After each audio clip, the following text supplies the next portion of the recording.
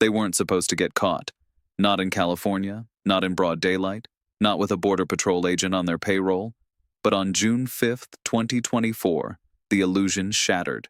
The FBI didn't knock. They detonated. It started in Imperial Valley, a quiet stretch of desert, border towns, farmland, the kind of place where cartel trucks blend in with tractors. For months, the Sinaloa cartel had been running a logistics network through the valley, not just drugs, weapons, cash, people. And the people included one name that made every agent freeze: Alexander Grindley, U.S. Border Patrol. He wasn't just compromised, he was operational.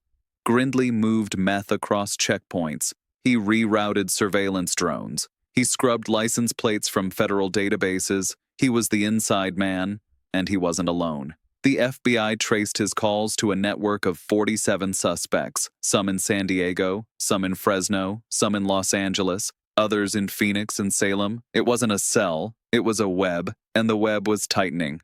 The FBI launched a multi-state raid, simultaneous, surgical, no press, no warning. At 4:17 a.m., agents breached 12 locations, flashbangs, ram trucks, helicopters overhead. Inside the safe houses, stacks of cash, crates of meth, blueprints for stash tunnels, and phones. Hundreds of them. Burners, encrypted, still warm. The cartel had been watching, listening, recording. And Grindley? He was still active. They found him in a garage in El Centro, wearing tactical gear, holding a burner phone, trying to delete files. He didn't get the chance. The arrest was fast. But the fallout was slow. Because Grindley wasn't just a traitor. He was a symptom of a system that had been infiltrated, compromised, rerouted. The FBI dug deeper, found wire transfers from shell companies in Mexico, found Grindley's fingerprints on seized meth shipments, found his voice in cartel group chats. He wasn't just helping. He was coordinating, and the coordination ran deep. One suspect, arrested in Fresno, was a former DEA informant. Another, caught in Phoenix, was a logistics manager for a trucking company contracted by Homeland Security. The cartel didn't just buy loyalty, they built it. And now, it was collapsing. 36 arrests, 11 fugitives, 1 federal agent indicted.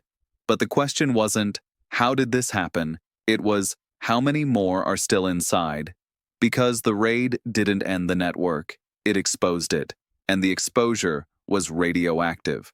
Phones started ringing, lawyers mobilized, politicians panicked, because Grindley had access to routes, to schedules, to names, and those names weren't all cartel. Some were federal, some were elected, some were untouchable. Until now, the FBI sealed the files, the DEA went silent, and the public got a headline. Cartel members arrested in California. But behind that headline was a system bleeding from the inside, and the cartel still watching, still adapting, still whispering. Because in California, the border isn't just a line, it's a business, and business was booming until the raid. The raid was supposed to be the end. 36 arrests, 1 federal agent indicted, meth seized, phones confiscated, case closed. But the cartel didn't close cases, they reopened them from the inside. Because while the FBI was celebrating, the network was adapting. The phones they seized? Booby-trapped. Not with explosives, with malware. One analyst, fresh out of Quantico, plugged a cartel burner into a secure terminal. Within seconds, the system glitched. Files vanished, logs scrambled, and a message appeared. "Nice try!" The FBI panicked, pulled the plug, isolated the terminal. But it was too late. The malware had spread, not to the public, to the agents. Facial recognition logs were corrupted.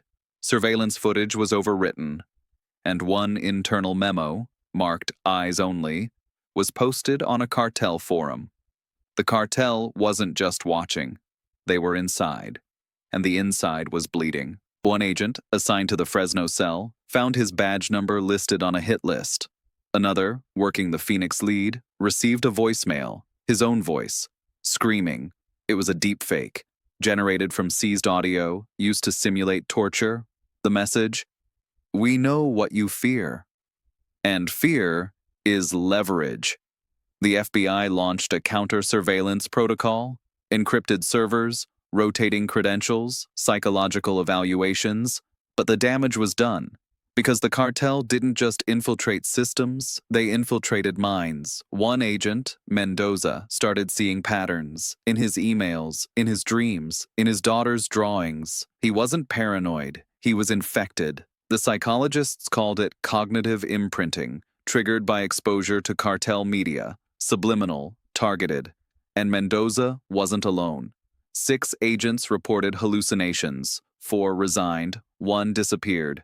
The FBI sealed the files, but the cartel opened new ones. They launched a podcast, anonymous, Spanish, called La Frontera. It mocked the raid, mocked the agents, mocked the system, and it worked. In Imperial Valley, protests erupted, not against the cartel, against the FBI. Locals said the raid was political, said Grindley was framed, said the cartel was protecting the community. The narrative flipped, and the FBI lost control. They brought in behavioral analysts, counterintelligence officers, digital warfare specialists, and what they found was chilling. The cartel had built a feedback loop. Every raid triggered a leak. Every leak triggered a protest. Every protest triggered doubt. And doubt is a virus. The FBI tried to quarantine it, but the virus was airborne. One senator, briefed on the raid, leaked a memo. Said the FBI was overreaching. Said the cartel was misunderstood. Said Grindley was a scapegoat.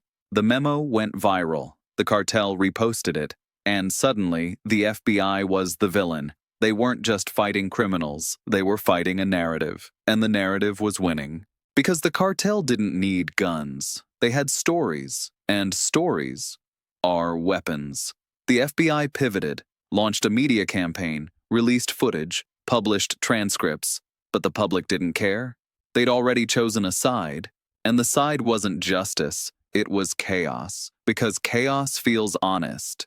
Feels raw, feels real, and the system felt fake. The raid didn't end the network, it exposed it. And the exposure was radioactive, because now everyone saw the cracks, and the cartel just kept whispering.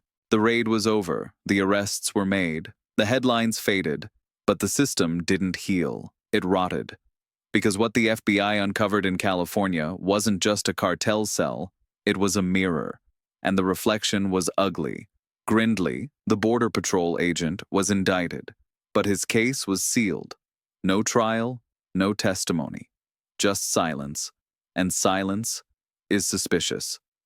Inside the FBI, agents started asking questions. Why was Grindley protected? Why were certain files redacted? Why did one suspect, linked to a cartel logistics hub, get released without charges? The answers didn't come. But the consequences did. One agent, assigned to the El Centro lead, was reassigned. Another, who leaked internal memos, was fired. A third, vanished. And the cartel, still whispering. They launched a new campaign, not with bullets, with stories. They paid influencers to mock the FBI. They created memes of Grindley as a hero. They flooded comment sections with doubt. Grindley was framed. The FBI is corrupt. The cartel protects the people. And the people listened. In Imperial Valley, support for the FBI collapsed. Locals refused to cooperate. Witnesses recanted. One informant was found dead. The message was clear. The system wasn't broken. It was infected. And the infection was spreading. Inside the FBI, morale cratered. Agents stopped trusting each other, stopped trusting the mission, stopped trusting the system. Because the system had lied.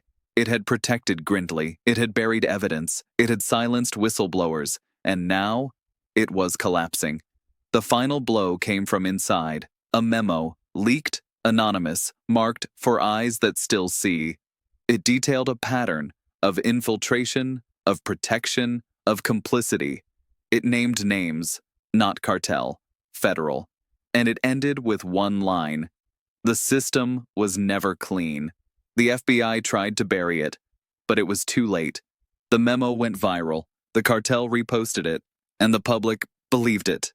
Because truth doesn't need proof, it needs timing, and the timing was perfect. The FBI shut down the operation, the files were sealed, the agents reassigned, and the cartel? Still operating, still recruiting, still watching, because in California, the border isn't just a line, it's a mirror, and the reflection is us.